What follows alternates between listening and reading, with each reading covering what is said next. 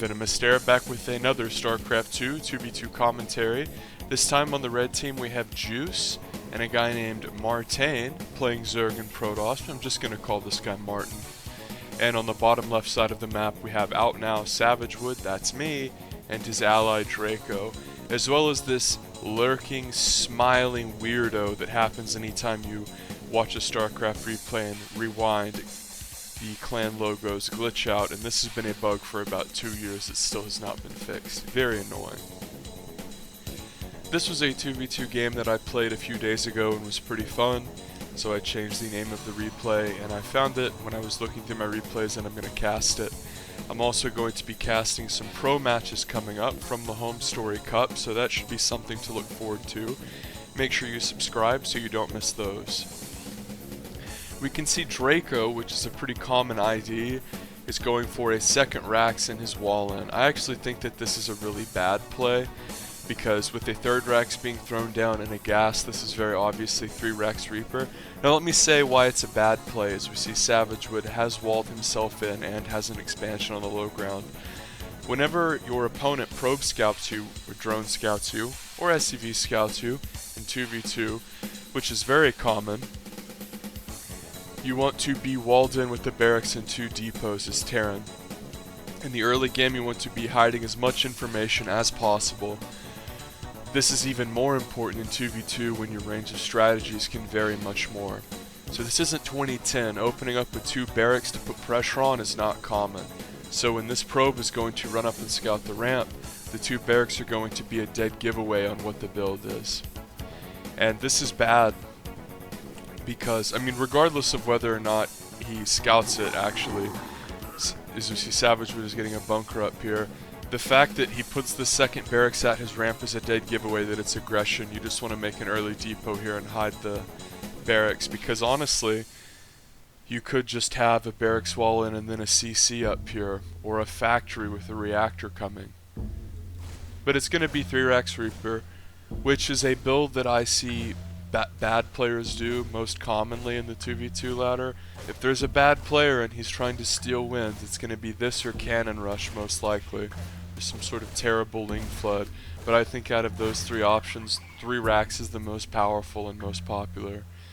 It's very, very easy to execute. You don't really have to worry about anything at all. As we can see, this guy still hasn't made an orbital. And his ally Savagewood is going to start killing the Red Overlord of Juice. So Juice is having a lot of pressure put on him. His Ling speed is only halfway done. There are Reapers in his face. His ally has 2 Stalkers that he should have sent over immediately. And Juice is going to start to take some drone damage here as Draco is running over at his drones. Remember, Juice ran into a big supply block caused by Savagewood that really caused this lull of units. It's very important to snipe Zerg Overlords in the early game if you're doing a cheese, because the time in the early game is much more valuable.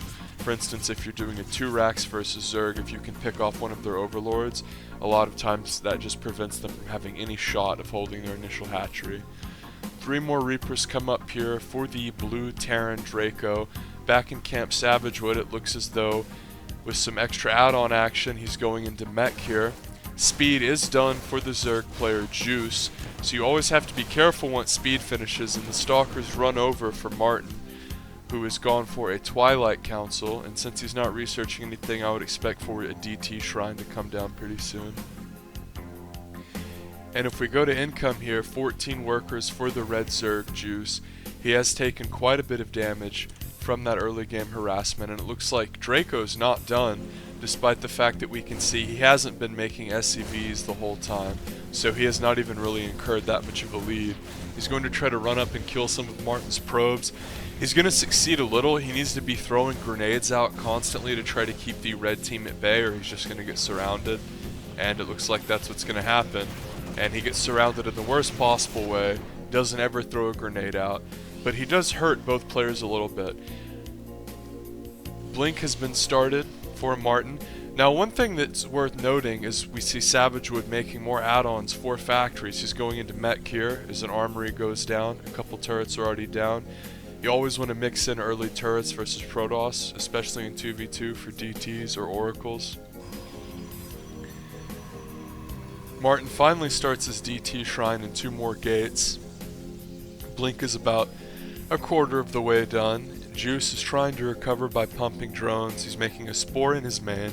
Whenever you lose a ton of drones, having to make spores and spines really puts you behind. Those are the sort of things that you want to skip, because whenever you lose that many drones, really having to waste the drone, not only the drone itself to build the spore, but the mining time whenever you're down in economy can be brutal.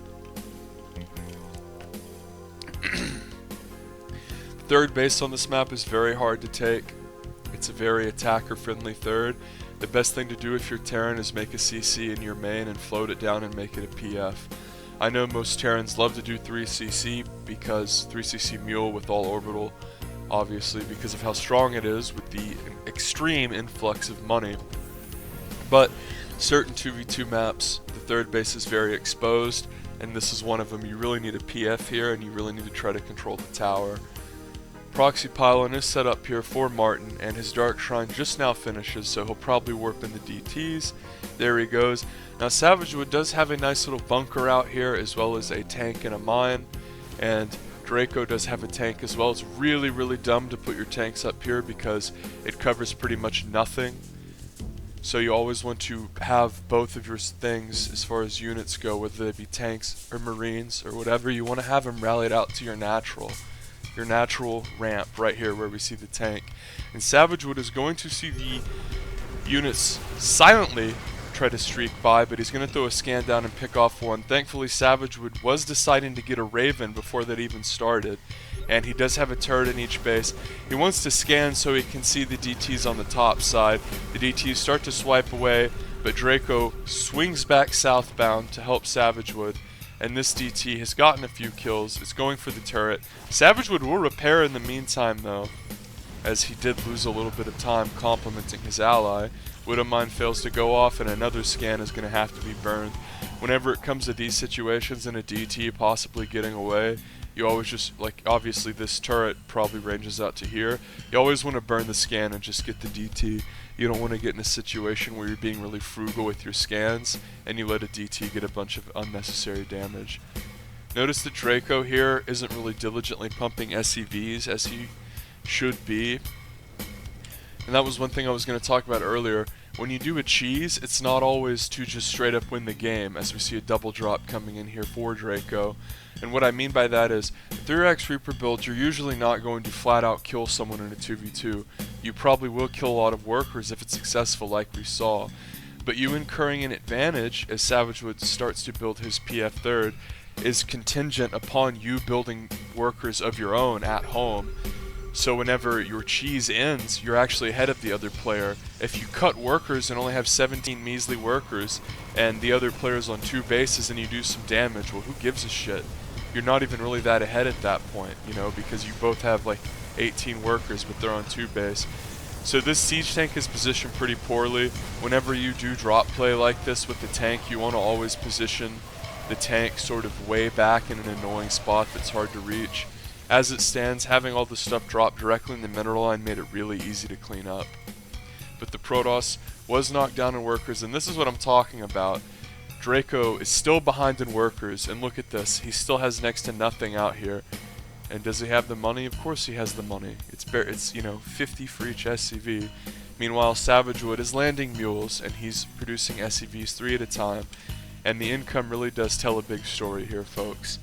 The Zerg player is trying to go into mutas, juice, and whenever you go into mutas, you really want to saturate these gases as quickly as possible. Gas income is so important when you go mutas, because they are, of course, 100-100. Mech units 2-2 is being researched. The Savagewood loses a tank. He had a little foothold out here, was trying to keep this tower, and he's going to throw some mines out here, and then set a little tank trap, perhaps, setting the tank on top of the Widow Mines. And he does have a turret out here. It looks like he's going to build another. This is nice to see because this turret will help defend this all-important watchtower. And the Protoss army is going down to deny this 4th base, as this proxy pylon did get vision of it. And the Mech Terran is not going to be able to swing down and defend that in time. In my opinion, this is a map where you frequently just want to build your CCs close to your bases and float them out, because a lot of these bases on this map really do need to be made a PF. Draco's going to stem and try to fight the army of Juice. We can see Savagewood is bringing his stuff over to his third base so he can try to secure his fourth. Notice that Savagewood has made a depot on each of these outside fourth bases for vision. This is very intelligent. It will see drops coming, it will see Muta harass coming, and it will in general get you some much needed map control. Now Savagewood should have sent Hellions down to deal with this proxy pylon a long time ago. I think he fears a Protoss army swinging down and killing him if he tries to move out and kill that. But the Protoss army, if we go to the units tab, it's sort of up in the top side of the map, and the base of Draco the third is being built out here in a dangerous spot. And notice that Draco, even though he's building turrets in the slowest way possible with one SCV, he's not actually sieged, he's not actually ready in any positioning sort of way. He doesn't have the appropriate upgrades really to fight this 1-1 Protoss army and the Zerg army, and he just gets obliterated. Now all of his stuff was standing in one spot. This base wasn't ready and he cancels it, but frankly that was a poor display, because without combat shields, without any sort of bunker play, that's just going to be an incredible loss 100% of the time, even to just one player. Whenever your units are positioned that poorly and you don't micro to that extent, the single Zerg or the single Protoss could have pushed up and done a lot of damage. We can see Savagewood did move his little tank trap, but he left one mine at the tower. You always want to leave a mine at the tower in addition to a unit that can actually take vision of the tower. Fourth base is done for Savagewood. He'll float it down. Notice that Savagewood has been very liberal about placing turrets. This is incredibly intelligent, especially against a Protoss player and a Mutalist Zerg. Mutalist, of course, you really have to have turrets to keep them in line, or you're going to take some harassment damage. And it's always intelligent to preemptively build your turrets out here at your fourth bases, especially in 2v2. And Savagewood's going to go for a bit of Blue Flame Hellion harass here, and he's just going to immediately cancel this Protoss base, the fourth here. And he might try to snipe the pylon and move on, because generally in a 2v2, people are going to be able to bring their stuff over and defend. He peeks up there, sees exactly that is happening, and with the blink forward, he won't be able to kill the pylon. Notice that Martin intelligently walled off this little back area. Frequently, if players Hellion harass you, they're going to come back in the same spots, especially if it was successful. Furthermore, since one Terran player is on the left side and one's on the bottom, and it's a big, wide 2v2 map, Savagewood's going to be way more likely to push up into this area again, because he has this fourth than he is to run all the way across the map and try to hit the Zerg. Although the Zerg is popping right now economy-wise, he does have a huge economy. Notice he doesn't have spores or spines in any of these bases. These are pretty vulnerable bases. He's also doing a good job of double upgrading his Spire units. As a Protoss swinging army comes in here into a lot of Blue Flame Hellions, and Widow Mines were burrowed there for Savagewood, and that will sort of take the teeth out of the Protoss attack, as more Widow Mines were waiting there, as well as a tank. And once you start to fall back into the tank PF, things get very hairy. But Savagewood wants to control this high ground, because then he can control not only this base and this base perfectly, as we see some Mutalists are going to attack Draco, but he also sort of controls that base from being taken. Yeah, stuff can run up there, but it's not really going to get any foothold. Since their tower is killed, this is always extremely important to do if you're Zerg and you're Muta harassing. You always want to kill sensor towers. So Savagewood sees that the red Zerg is doing some serious harassment. Juice is getting the job done, so he's going to swing down.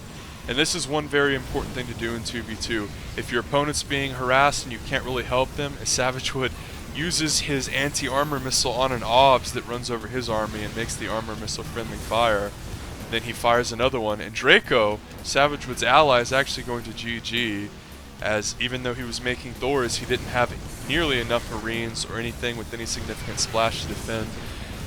And these Archon Stalker army is going to run into the Widowmine tank mix and take a lot of damage. Now, they were anti-armor missiled, and at this point they're very low.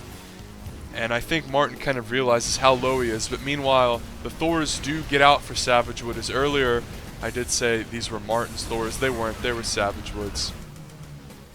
As Martin, I'm mixing them up, Draco's Thors to defend against the team of Martin and Juice. And the problem is when your opponent commits this much to Mutalisk, turrets stop being useful. As you see, Savage Wood is starting to get 2v1'd here. He's starting to get pulled apart. Beautiful repair on the PF there from Savage Wood. And after coming down with the quick Hellions, he'll transform them into the much beefier, substantial Hellbats and burrow the mines. So whenever you face this many Mutas, it can be difficult when you have Marines. Even though Marines might win the straight up fight, you really need some sort of splash. Liberators aren't really that good against Mutas anymore, and the Thor is actually very good against Mutas clumped up, and we can see how much damage the Mutas are taking. As you're supposed to do this micro trick called the Magic Box. As some Hellion harass is going to come in here from Savage Wood and start to gut the incredible economy as almost all the Mutas die, and suddenly a huge swing in the game is Juice, who is controlling the tempo of the game and even made one of the players leave, is going to take a lot of damage here. 2 Hellbats, as Savage Wood does one nice little micro maneuver, which is very nice to do whenever you're multitasking or having to 2v1, which he is in this case as a Protoss army is trying to run through a minefield again, is you just switch the Hellions into Hellbats, and then you don't have to worry about sloppy focus fire. The Hellbats are much harder to clear up. The Hellions will do more focused drone damage if you can sit there and right-click all the drones and make sure they're in the position. But if you just sort of right-click them in the mineral line and turn them into Hellbat mode, this is what mineral lines are left with. And it's also way harder for the Zerg player to just send Zerglings over and defend. Savage Wood pushes up into this right side base of the Protoss, but again the Protoss Martin does a nice little SimCity to prevent Hellion run-bys here, and he has the cannon battery combo. Savage Wood has taken a 5th, and he started to try to pull some Liberators from Draco. Draco really does not have a lot mining here. Savage Wood, it's not like he can produce a bunch of stuff off of Martin's economy, maybe a couple Thors. But at this point, Savage Wood is really trying to max out his own 3-3 mech army before he starts to mess with Martin. Of course, he is trying to keep his macro going, making turrets, and part of why we saw this Protoss player have so much trouble with this nice little area up here that Savage Wood has been making a huge effort to control was all the turrets.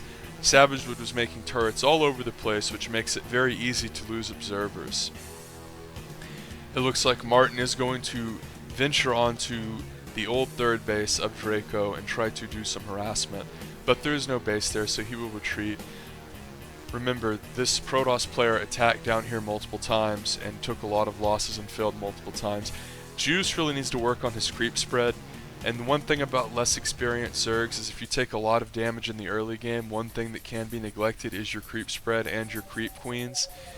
It's sort of one thing that gets cut out of your build, sometimes accidentally, but you really need creep, especially in a big open map like this where it's not really going to hurt your ally.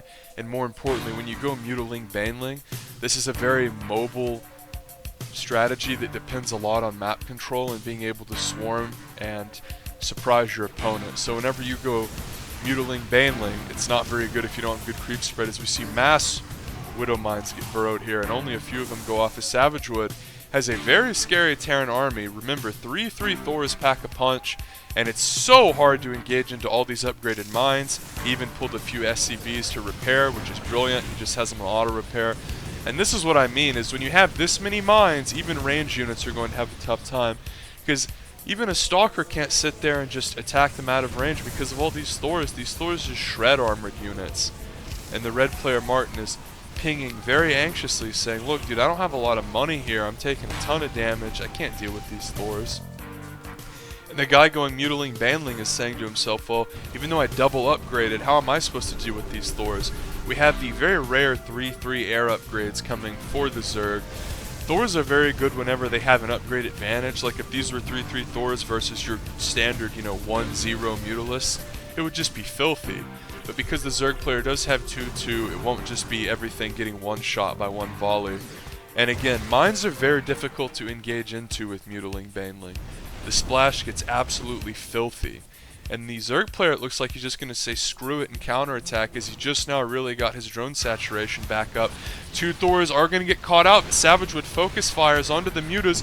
Now the very red Mutas are going to charge into these huge line of turrets, as only one tank was out. Savage Wood intelligently brought his Hellions out, and with Blue Flame and a PF, that Zerg counter does virtually nothing.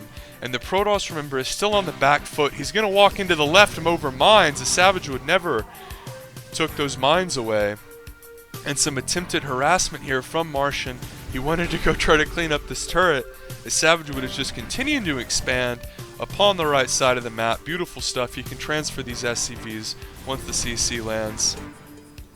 And these mines are still out. These mines are nice because not only does it affect this whole little right side of the map, but it prevents the Protoss from re-expanding here. And Savage Wood knows that the Protoss player knows the mines are there, and he's going to burrow them on the low ground, sort of try to bait out the Protoss. This is brilliant. This is a move straight out of the Korean Terran Alive's playbook. He loves to combo mines and liberators to create little unwalkable zones. And Savage Wood runs forward. Notice he does have a Raven to spot for the infamous Dark Templar, and Savage Wood is trying to build stuff out of Draco's buildings, but he is supply blocked on that front. And he's going to send some Banshees out to try to harass, which is a nice move.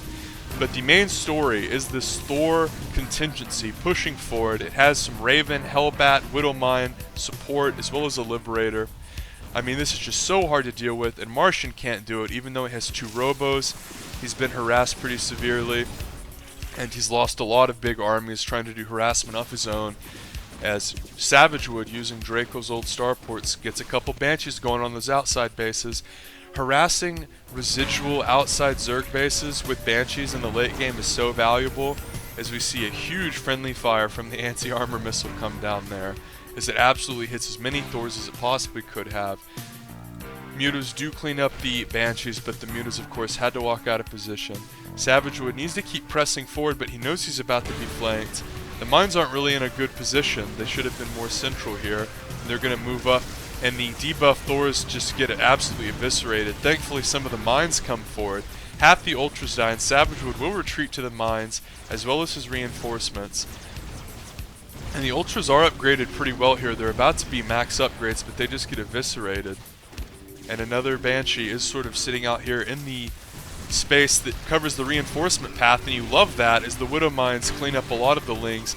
It's actually very, very difficult whenever you have a lot of Thors without Hellions to defend against Lings, but the Widow Mines do serve as a nice deterrent to the Lings. We see the corner base die, the Banshee's on a Shift A move command. The red team is not long for this world, as Savage Wood will probably park on this ramp as to not get surrounded and park Widow Mines on the bottom side. And these Thors are just going to eviscerate with focus fire. And Juice says, wow, after doing so much damage to Draco, he can't believe he lost. And he says, oh, useless teammate, which is pretty ironic whenever Draco left 10 minutes ago and Juice couldn't finish at 2v1. And Juice finally concedes defeat as Savage Wood is just wreaking havoc here. The main is cut off. Juice really cannot defend it in any way with those upgraded Widow Mines. The peripheral bases were starting to be killed.